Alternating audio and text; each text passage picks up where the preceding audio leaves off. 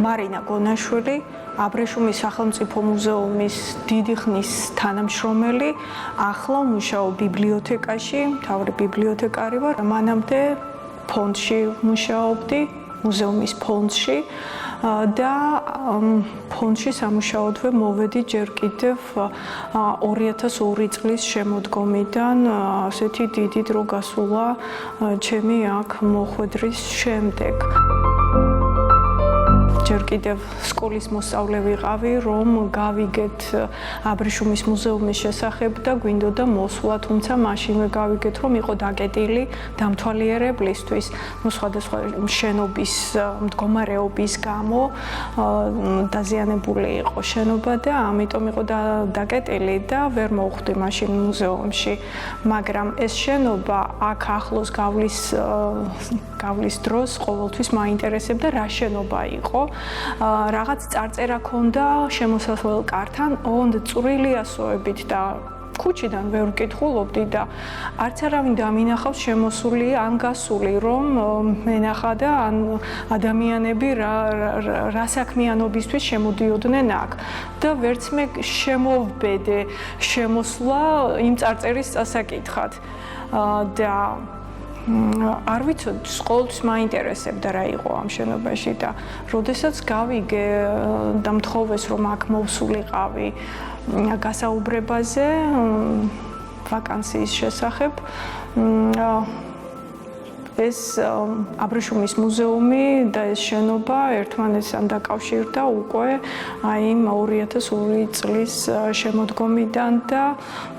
მაშინ დავსახეთ, ასე ვთქვათ, ჩვენი გეგმები, სამუშაო, სამომავლო, გასაკეთებელი საქმეები, სხვადასხვა დროს, სხვადასხვა საკითხები და სხვადასხვა გამოწვევების წინაშე იდგა ეს მუზეუმი და მოკლედ ასე შევრჩი და შევეჭიდეთ აი ამ მუზეუმის საქმეებს და არა მარტო ერთი მიმართულებით, ასე ვთქვათ,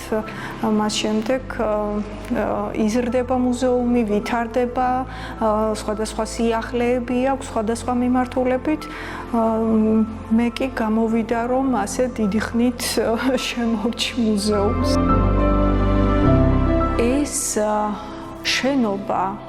ამ ტერიტორიაზე სპეციალურად აშენდა 1889 წელს საფუძველი ჩაეყარა და 91-ში უკვე დასრულდა შენობის აშენება და თავდაპირველადვე გადაწყვეტილი იყო, რომ ამ შენობაში უნდა ყოფილიყო აბრეშუმის მუზეუმი, ბიბლიოთეკა, გათვალისწინებული იყო სააქტო დარბაზი,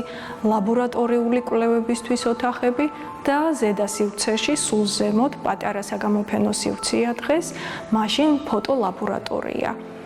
ამ შენობაში ძირითადი სათაო ოფისი, ასე ვთქვათ, განთავსდა მეაბრეშუმეობის დარგის მეფუტკრეობაც განიხილებოდა მაშინ და ამ შენობის გარშემო ტერიტორიაც ამ სადგურს ეკუთვნოდა სხვადასხვა შენობის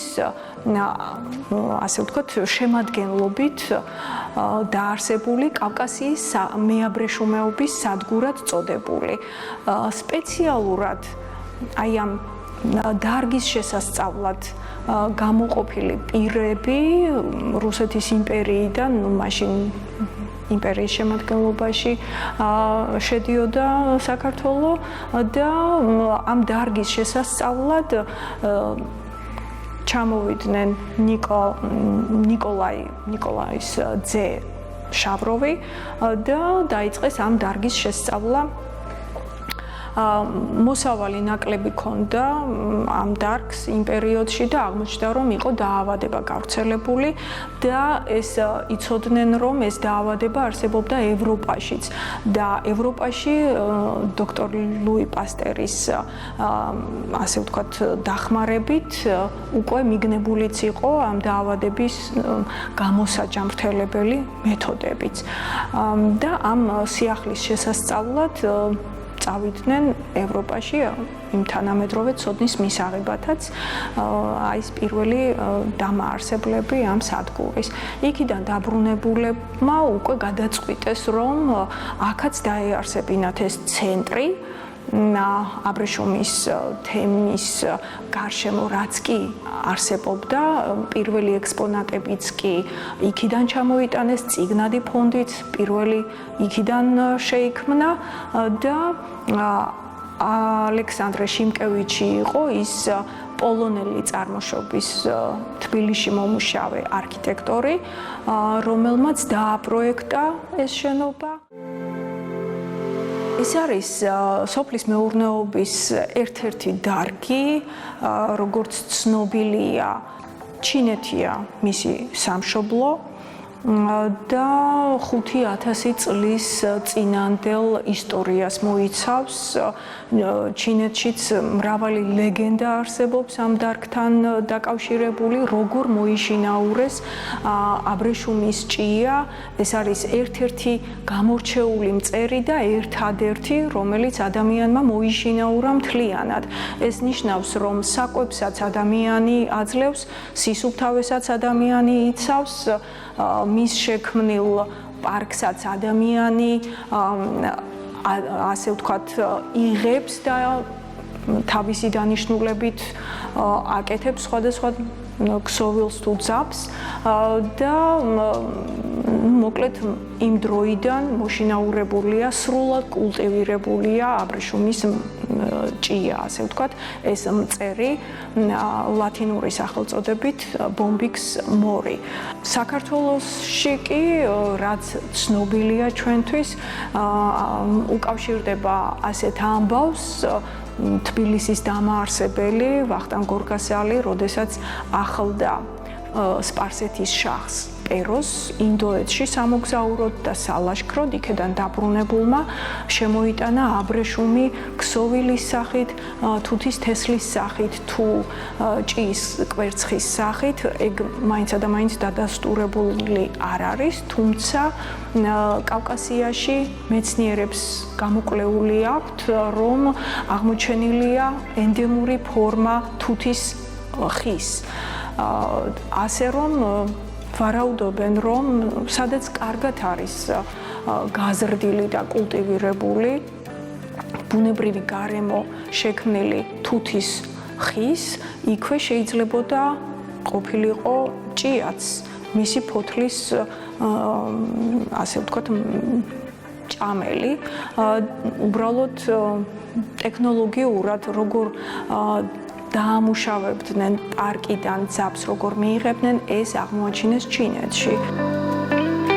მუზეუმი როგორც დაარსდა და რაც იყო ჩაფიქრებული თავდაპირველად, ძირითადად იგივე პრინციპით ვაგრძელებთ მუშაობას და ვცდილობთ, რომ დავიცვათ ის ძველი ექსპონატები და კოლექციების სახით, რაც არის შემორჩენილი, რა თქმა უნდა, ამავე დროს ვითარდება და ახალი ექსპონატებიც შემოდის და ემატება ჩვენს კოლექციებს, მაგრამ ეს არის ძირითადად ძველი შექმნილი კოლექციები და პარკის კოლექცია, რაც უკვე მოგახსენეთ, საღებავების კოლექცია, ბიოლოგიის, ჭიის ბიოლოგიის შესახებ, ეთნოგრაფიული მასალები, ცალკე ოთახი გვაქვს დათმობილი, ასე ვთქვათ, თუთის სამყარო წოდებული და თუთის თესლიდან დაწყებული სხვადასხვა ჯიშის და სხვადასხვა ფორმის თუთის ნიმუშებია წარმოდგენილი. ქსოვილის სხვადასხვა ნიმუშებია, ქართული, უცხოური, ხელნაკეთი, მანუფაქტურული წარმოების, ფაბრიკული წარმოების, ასე რომ მრავალფეროვანია მაგ მხრივ ჩვენი მუზეუმი. პირველი ექსპონატები, მათ შორის წიგნადი ფონდის სახით, ბიბლიოთეკა იყო ჩაფიქრებული და გაჩნდა, ასე ვთქვათ, მე-19 საუკუნეში, 80-იან წლებში 1887 წელს დაარსებული მუზეუმია და ბიბლიოთეკა და იმ დროიდან ინახება ძველი წიგნადი ფონდი და ივსება პერიოდულად. ძირითადად მეაბრეშუმეობას უკავშირდება, მეთუთეობას, მეფუტკრეობას, საბუნებისმეტყველო სხვადასხვა მეცნიერებების შესახებ არის წიგნები, სხვადასხვა ქვეყნიდან, მათ შორის ევროპის ყველა ქვეყნიდან გამოწერილი ჰქონდათ და შემოდიოდა ამ ბიბლიოთეკაში წიგნები, ლექსიკონები, ენციკლოპედიები, ასე რომ ძალიან მდიდარი ბიბლიოთეკაა მაგ მხრივ ჩვენს მუზეუმში დაცული. სხვადასხვა გვარი